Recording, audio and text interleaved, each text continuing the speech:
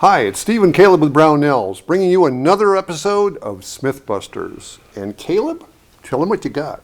Well, today we have another viewer submitted, or viewer commanded, requested, yeah, sure. But this one I found in the comment sections of a previous Smyth Buster, and it is all caps. I want to get this point across. They had their caps lock on. Go ahead. So they were yelling. I'm not going to yell, Steve. Okay. You're good. You shouldn't buy used guns. Oh. Yeah, that was it. No context or anything. Boy, as a Smith Wesson collector, that would kind of put me out of business, wouldn't it? Yeah, and then some arguments erupted in the comment section. Good. It's Good the for internet. them. It's the internet. Good for them. I wasn't involved. No, just an observer. You weren't involved unless you're going by an alias, which you very well could be. All right. On with it. Onward, please. Okay, yeah, so they were saying you shouldn't buy used guns. Now, obviously, if you're a collector, that's baloney. Right, especially if you like older guns. Not many of them are in factory showroom shape these days. Yeah, but given the context of the video they were commenting on, I think they were kind of more towards don't buy used guns for like defensive purposes or guns you plan on just shooting in general. And that is still, I would say, for the most part, baloney. Bologna. Well, if you're talking about, used 870. Used 870. Who hasn't bought a used 870 in their life? And they work. They work fine. Yeah, used 870s, Mossberg 500s. Right. Glocks, the infinity number of police trade-ins out there. Yep. That they do. Browning high powers, all those that came over from Israel. A lot of those Smith & Wesson revolvers. Yep. They keep on ticking forever, it seems like. Yep. So you do have to be careful. I mean, there are people out there that are helping these guns along that want to be gunsmiths but aren't quite there yet. Oh yeah. So you get their practice pieces sometimes. So the buyer has to beware. We like to call those Bubba'd. Yeah. We get those Bubba'd guns. Right.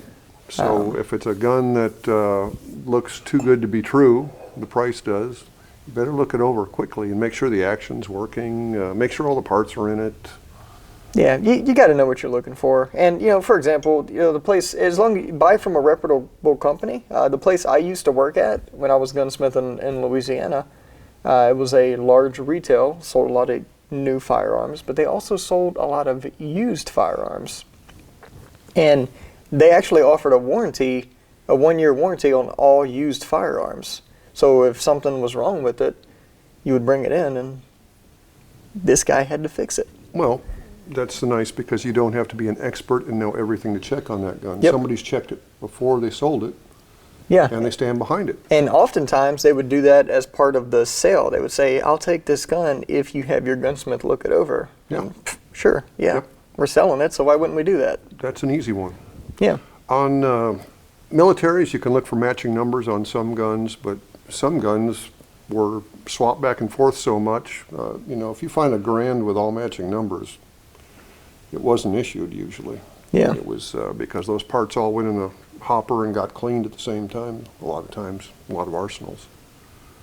So if you get an unissued one, it would all match. That'd be fine. Yeah. So, I think the moral of the story here is that in most cases, it's okay to buy used guns. Let's talk about some scenarios where it's not okay. Oh, well, we've all been down this road before. Okay, guns that just only have one owner lifespans, say. The venerable Remington 742. That was supplemented by better designs later on by Remington, but the 742 had a limited lifespan and the locking lugs and locking lug recesses wore out. And there's no fix to that other than a new bolt and a new barrel. Yeah, those, the Remington was very generous with those as they came worn out from the factory, so you didn't have to really do that much to wear it out. But they did offer you credit if you sent your gun in. Yeah, they did do that. You could buy the new version, which was what, a Model 4? 7400. 7400 Yeah. and then the Model 4. Yeah. So, yeah, those guns were Man, I'm like going through like gunsmith PTSD thinking about those right now. That was terrible times. And of course, there's the pot metal guns. Yeah, The Ravens, the Jennings, all those, which were not meant to be shot a lot, really, without breaking some part on them. It might be a grip, it might be a firing pin.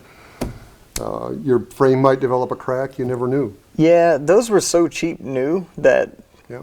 I mean, why would you buy one used? Or why would you try to fix it? They were considered disposable back in the day. Yeah, exactly. I mean, and there's no collector value to them. The spare parts are worth more than the whole gun is sometimes. They really are. You can look for replacement parts on those guns, and you would end up spending more to have it fixed than what you would pay for it new. But there's other guns, double barrel shotguns that are a little creaky when they're supposed to be locked up. They still have the casual tolerances. Those are pretty much worn out, especially the no-name ones that were made in Belgium or Spain or something. Yeah, they look good on the wall though. Yep, they sure do. Yep. So if you're just looking for an art piece, make sure you're not overpaying for said art piece. Yeah, but as far as quality guns go, Colt, Winchester, Smith & Wesson, Ruger, Remington. You mentioned offset before you guys. You were talking Marlin Model 60s. Great guns, but the feed lips wear out on them. They did, yeah, and they could be changed relatively easy, but it's one of those you had to know what you were doing, or else you were going to spend a lot of time and a lot of colorful language getting it back together. It's a good gun. Just try to test fire it before you commit to it. Yeah. In fact, anytime you can test fire a used gun before you buy it, it's a great idea. Absolutely. Make sure it functions, especially a semi-auto or something. Make sure that thing is feeding and ejecting and doing everything it's supposed to do. Yeah, so don't buy used guns. I'd say that myth is busted. Just kind of, but know what you're doing. Yeah, I do it all the time. Yep, same here. So if you have a strong opinion either way on this, please let us know in the comments. We'd like to hear from you. In the meantime, hit that like and subscribe button, and we promise we'll see you next time with another edition of Smyth Busters.